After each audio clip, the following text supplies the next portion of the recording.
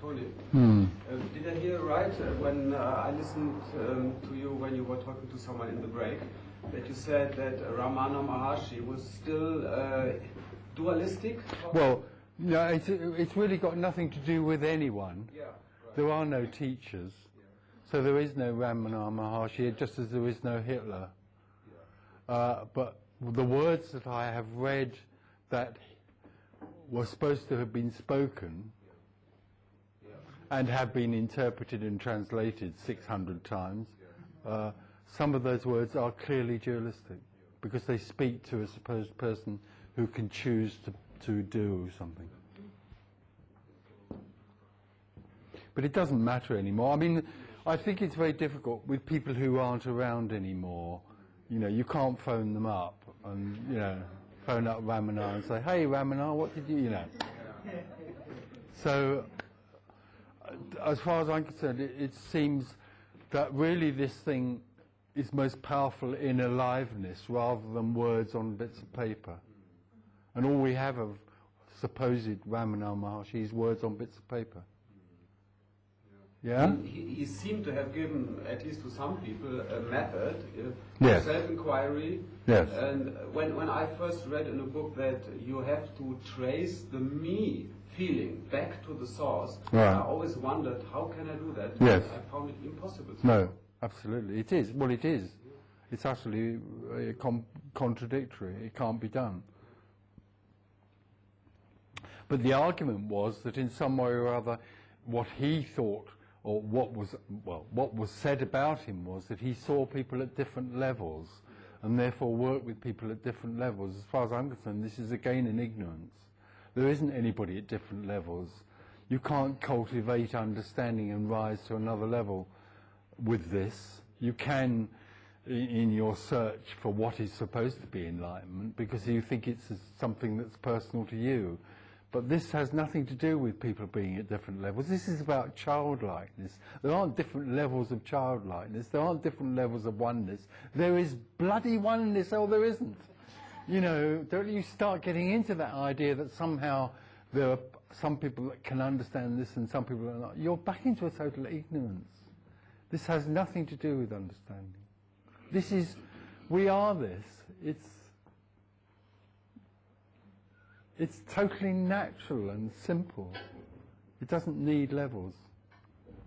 And directly you start saying to somebody, well, you need to go through a process to come to the level, to become worthy to comprehend this, you are imprisoning people.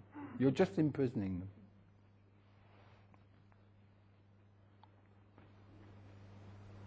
But, Tony, I'm accepting what you say, but is there never any validity in the principle of using a thorn to remove a thorn?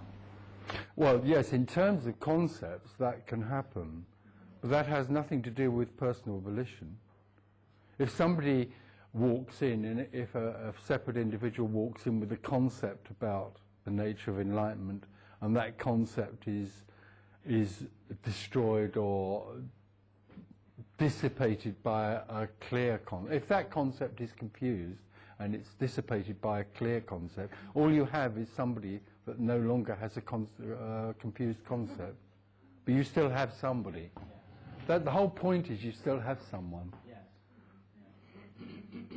You can have somebody who, I mean, I know people who can write this out in 5 sentences, what I'm talking about here. They can just write it out. They understand it totally, and it's meaningless. Because all they do is understand it.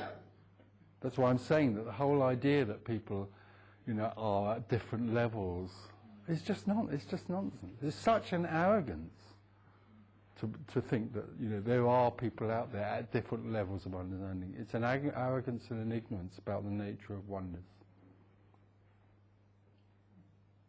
Are there different people in this room who are sitting on seats at different levels? Yours, yeah.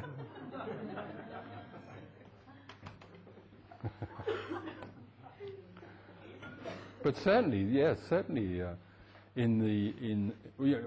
verbally we are only really exchanging concepts that point to something else. So in that sense, that confusion can meet clarity and be dissipated by it. But confusion is only oneness express. It's an expression of oneness. Confusion is as much an expression of oneness as clarity is.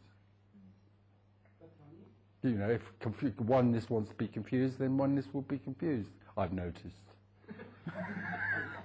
When you say this second quality that Ramana said, this who am I, or what is this I, when you say it's somehow useless, for me... No, I didn't say it was useless. Okay. What I'm saying is there is no one who can do it. Yeah, that's There's nothing that's useless. Yeah. Meditation is meditation, and marmalade is marmalade. But, you know, who's going to do it?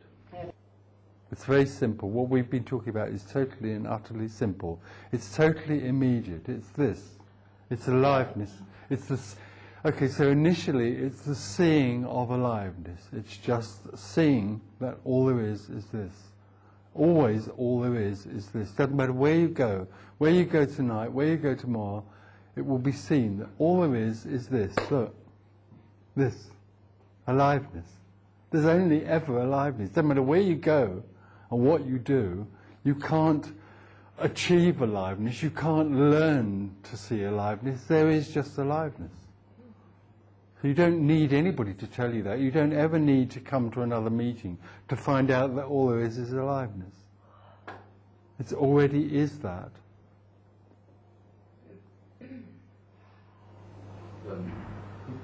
But why is it so difficult to accept? Because you're always looking for something. We're always looking for something.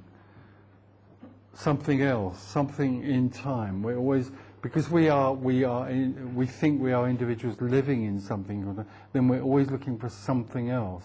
And we have a picture of what we think we're looking for, which isn't this. So hardly ever is there just the seeing of this. There's always a living in anticipation of something to come. What we don't realize is that this is what we're looking for. And it's constantly here. It is constantly what is, rather than what could be. But doesn't the aliveness select you? In other words, it's not so much us just looking for or letting go of the story. No, it isn't. It just happens. It just happens. It's like when it's, you know, I hate to use time, but when Well, it just happens. when your time comes, boom. No. Yes, but also these words somehow point to it Yeah, and destroy any idea that there's anything to get or anything to find. That's what can happen and does happen. Is it right when Sorry? Is it right when you say I am that? Not really. It's getting near. Because the person that said I am that also said that nearer is I am, and nearer is I, and even nearer is. Words can never say it.